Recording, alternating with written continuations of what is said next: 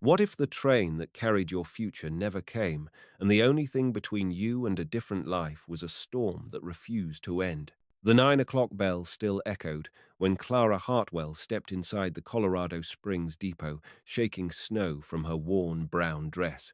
February wind rattled the windows as she approached the telegraph window, her fingers working the yellowed paper in her coat pocket. "Any word from Denver, Mr. Kowalski?" she asked the clerk, though she'd checked twice already this week. "Nothing for you, miss." He glanced at the storm building outside. "Last eastbound just pulled out.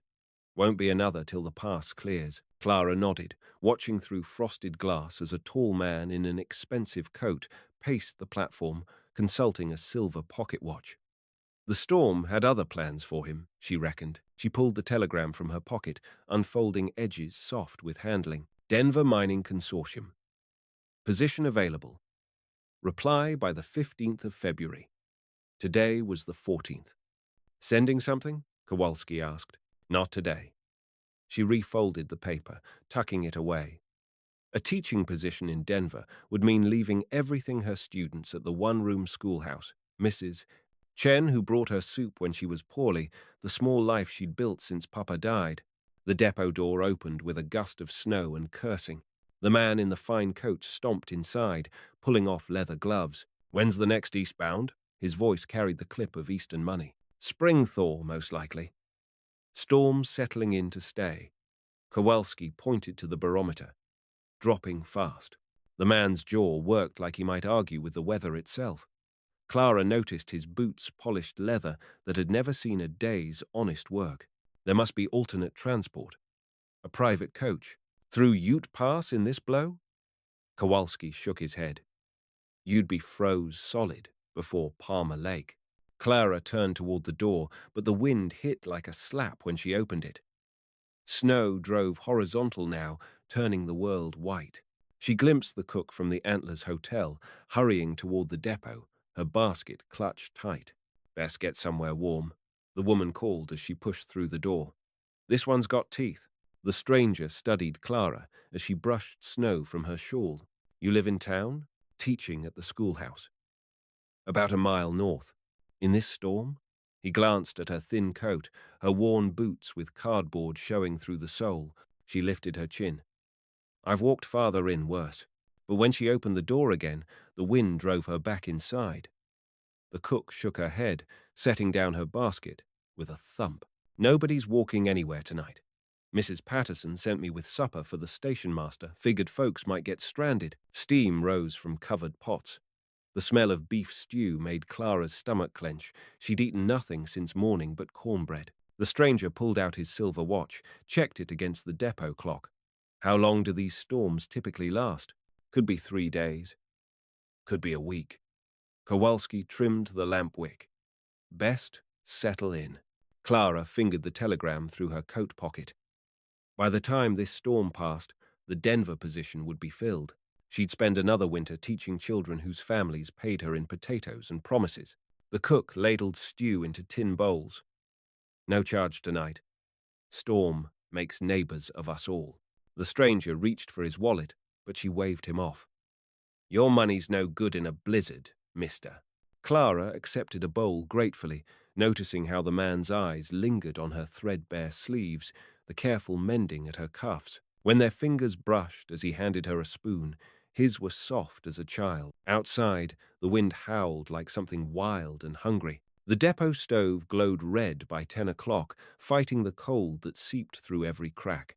Clara sat on a wooden bench, her empty bowl warming her hands, watching the stranger pace between window and door like a caged cat. Thomas Ashworth, he'd introduced himself when the cook pressed them to share names.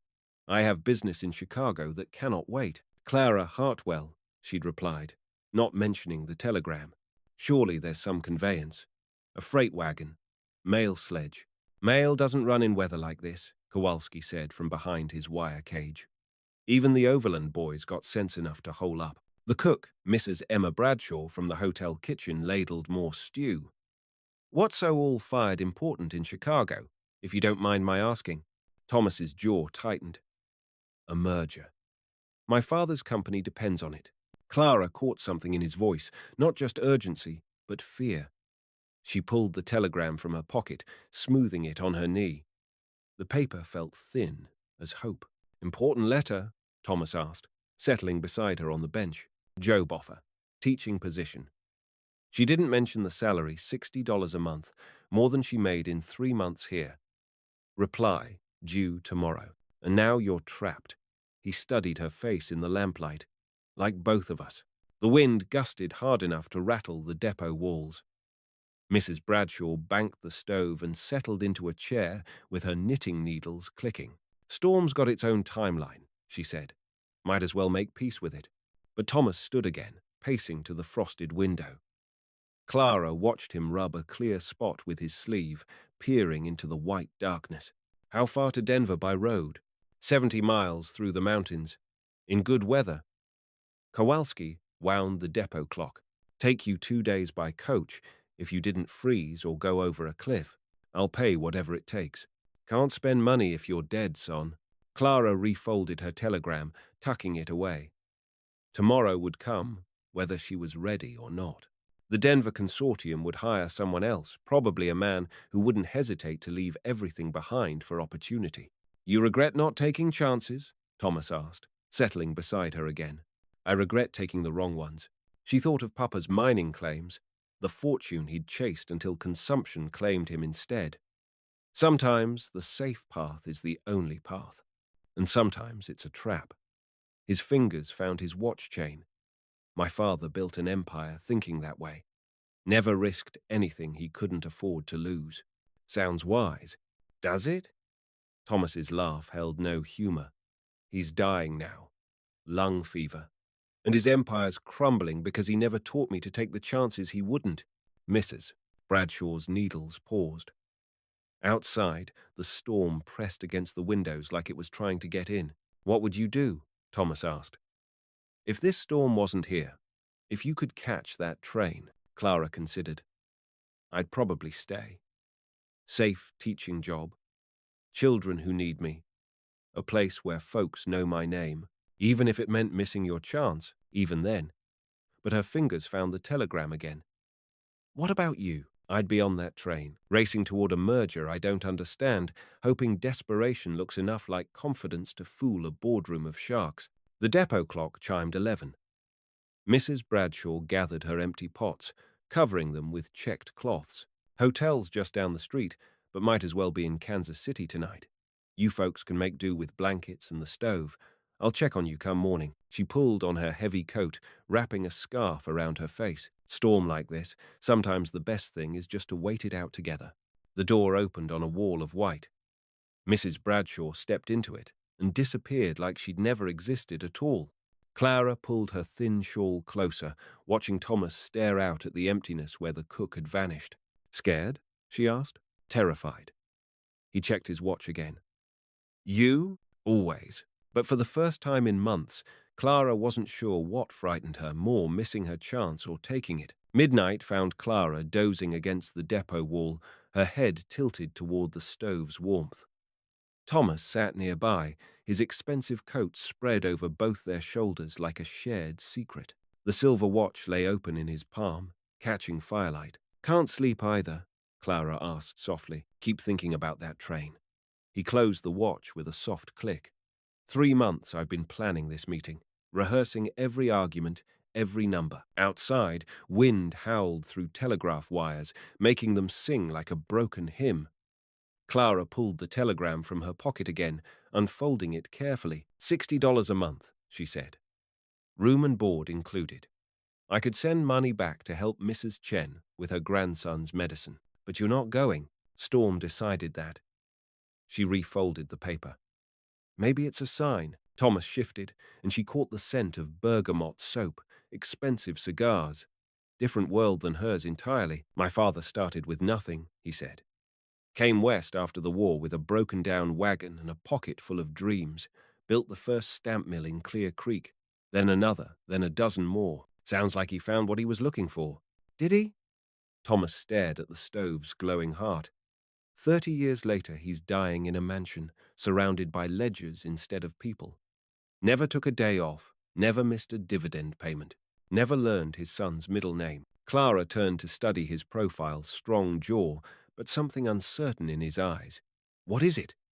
Your middle name? James. After my mother's father. A smile ghosted across his face. She died when I was 7. Father never spoke of her after that. Too much like taking a chance on grief. The depot clock ticked toward 1, each second marked by tiny mechanical heartbeats. Clara found herself watching Thomas's hands, soft palms, but calluses at the fingertips where he wrote. You're not much like him, she said. Your father. No? Thomas looked at her, something shifting in his expression. I've spent 10 years trying to be exactly like him. Safe. Calculated. Never betting more than I could afford to lose. And now? Now I'm trapped in a snowstorm with a woman who's braver than she knows, wondering if I've wasted every day since I learned to count money. Clara felt heat rise in her cheeks. I'm not brave. Brave women take the teaching job in Denver. Brave women also stay where they're needed. He paused. Question is, which kind of courage matters more? The stove settled with a soft sigh, embers shifting like tiny stars. Clara realized how close they sat, how natural it felt to share his coat's warmth. When was the last time someone had cared if she was cold? Tell me about the merger, she said. Boring business, railroad consolidation, mining rights, supply contracts. But his eyes came alive as he spoke. 3 companies joining resources, sharing risk. Could revolutionize how silver moves from mountain to mint. You know it backwards and forwards, every clause, every percentage.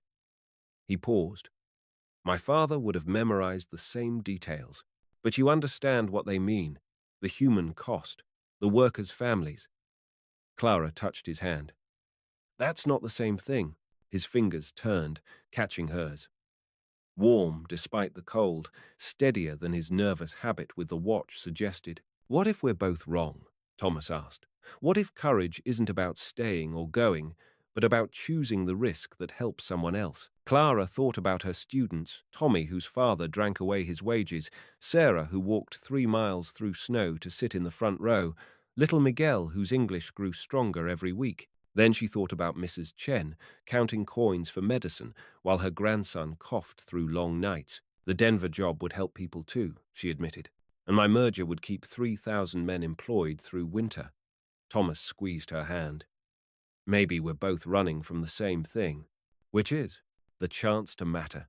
To someone who isn't counting what we cost them. 2 o'clock chimed through the storm-wrapped darkness.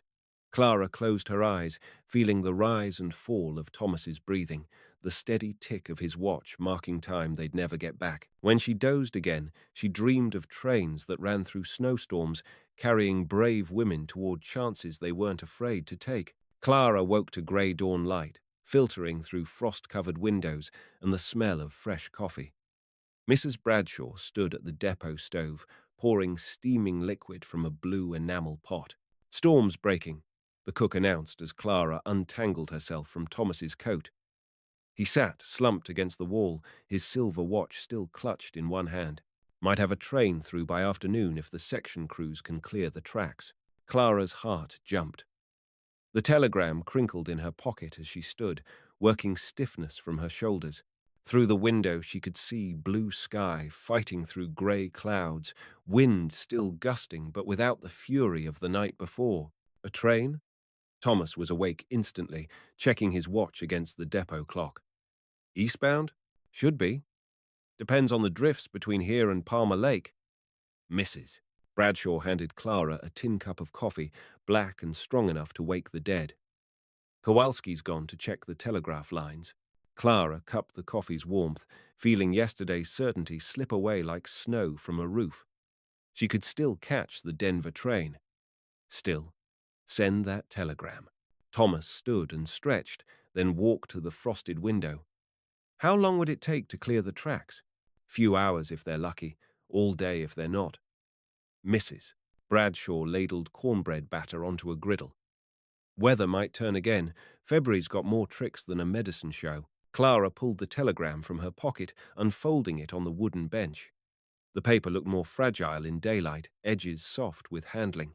Denver Mining Consortium. Position available. Reply by the 15th of February. Still got today, Mrs. Bradshaw observed, glancing at the yellow paper. Though barely. Thomas returned from the window, settling beside Clara. Without the intimacy of shared warmth and darkness, he seemed different, more distant, his expensive clothes marking the gulf between their worlds. "You'll take it," he said quietly. "The teaching job. I don't know." Clara refolded the telegram. "What about you?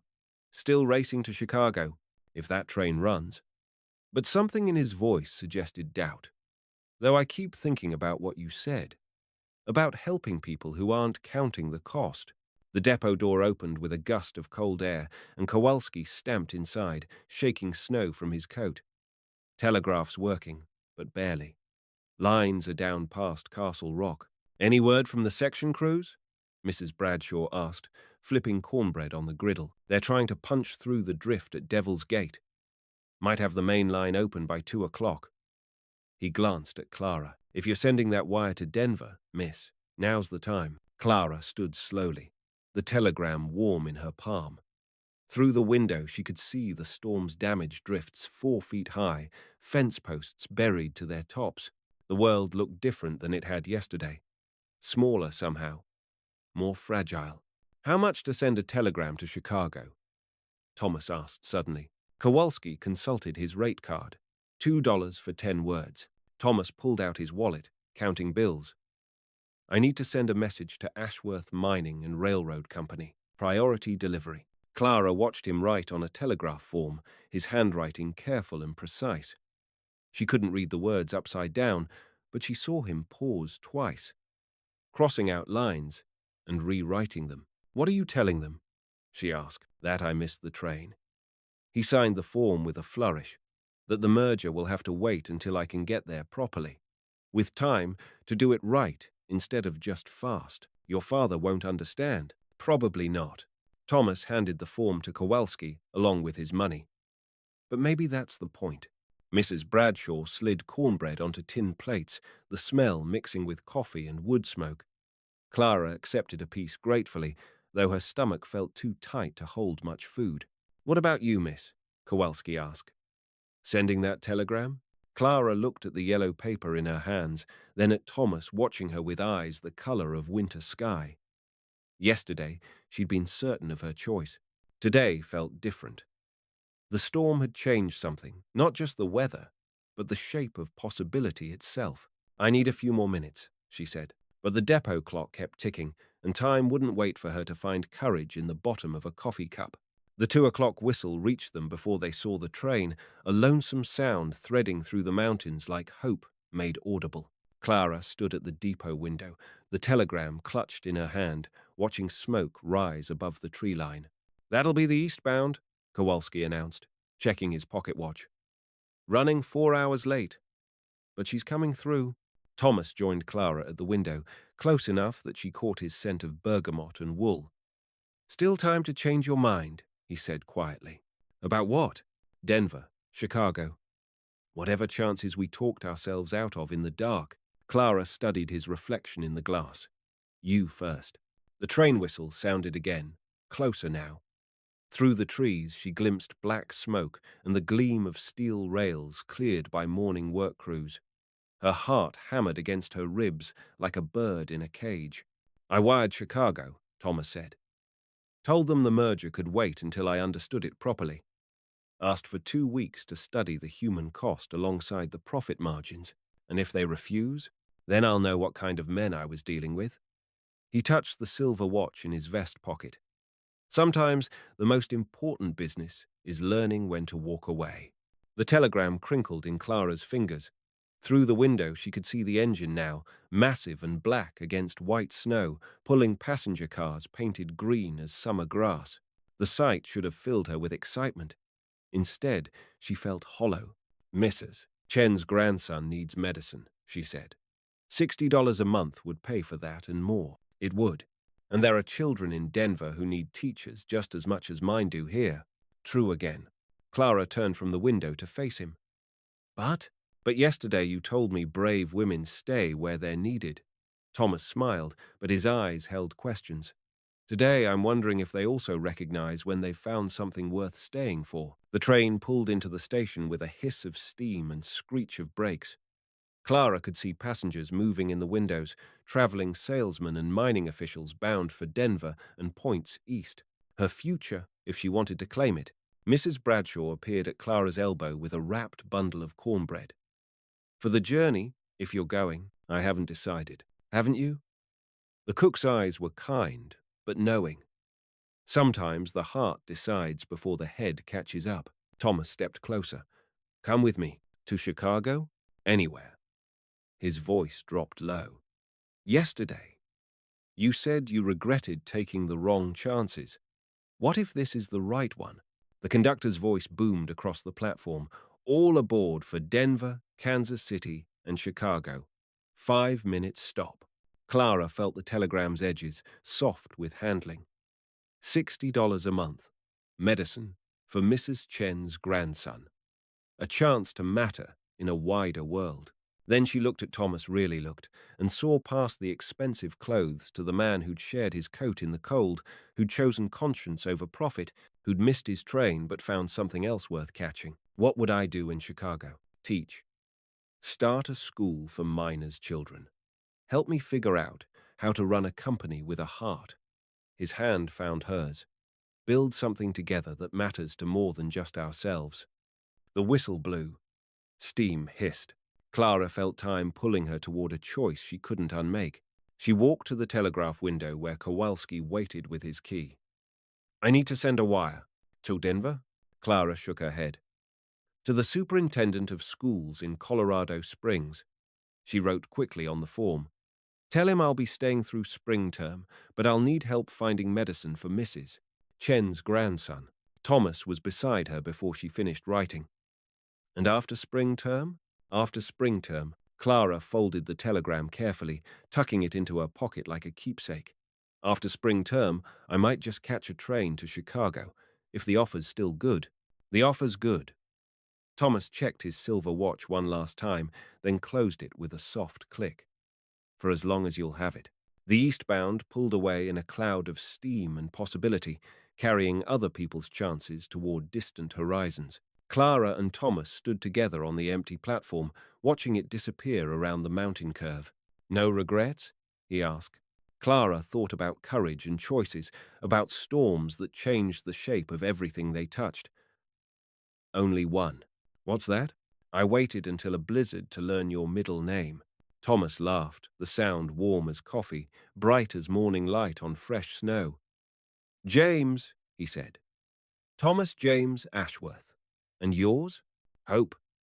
Clara smiled up at him. Clara Hope Hartwell. Hope. He said it like a prayer. Perfect. The depot bell chimed 3 o'clock, marking time they'd never get back but didn't need to. Outside, spring snow was already melting in the Colorado sun. 6 months later, Clara stood in the doorway of a one-room schoolhouse in the Chicago stockyards, watching 23 children bent over their slates. Sunlight slanted through tall windows, illuminating faces from Ireland and Poland, Germany and Mexico, all learning English together with the determination their parents brought to America. Miss Hartwell, 8-year-old Anna Kowalski, distant cousin of the Colorado Springs telegraph operator, raised her hand. Will you tell us again about the blizzard? Clara smiled, touching the yellowed telegram she still carried in her pocket like a talisman. Not the job offer from Denver, she'd never sent that wire. This was different. A letter from Mrs. Chen, written in careful English, thanking her for the medicine money that arrived every month like clockwork. What would you like to know about it? How did you know to stay? Anna's English carried the music of her mother's Polish, the rhythm of dreams made audible. Through the window, Clara could see Thomas walking up the street, his silver watch chain catching afternoon light. He'd kept his promise about running the company differently, profits shared with workers, families housed properly, children educated, regardless of their parents' ability to pay. Sometimes storms teach us things, Clara said, watching her students' faces turn toward her like flowers toward sun. About courage, about taking the right chances instead of the safe ones. And about love? Anna asked with the boldness of 8 years old. Clara's hand found the simple gold band on her finger, Thomas's grandmother's ring, resized and polished, bright as hope, and about love. The school bell chimed 4 o'clock. Children gathered their books and slates, chattering in 3 languages as they spilled toward the door. Anna paused at Clara's desk. My mamma says you gave up a better job to stay and help people. Your mamma's very wise. She says that's what brave women do. Clara thought about a telegram never sent, a train never caught, a chance that led to chances she'd never imagined possible. Sometimes, Anna, sometimes brave women also learn when to let storms carry them where they need to go. The little girl nodded solemnly and skipped toward the door, where Thomas waited to walk Clara home to the house they'd bought near the lake, close enough to hear steamships calling to each other in the night. Good day? He asked, offering his arm. The best kind. Clara pulled the door closed on another day of small miracles. Ready to head home? Always, he said. As long as you're there to share the journey. They walked together through the Chicago evening, past vendors calling their wares and children playing stickball in gaslit streets. Behind them, the schoolhouse windows glowed golden with promise. Ahead, lake wind carried the sound of ships setting out for distant harbors. Clara squeezed Thomas's arm, thinking of storms that changed everything, trains that carried some people away and brought others home, and the mysterious arithmetic of love that turned 2 separate chances into one shared life. The depot bell in her memory chimed once more, not lonely anymore, but full of all the possibilities that waited just beyond the next curve in the rails. If something in this story touched you, linger with us. We'll handle the rest.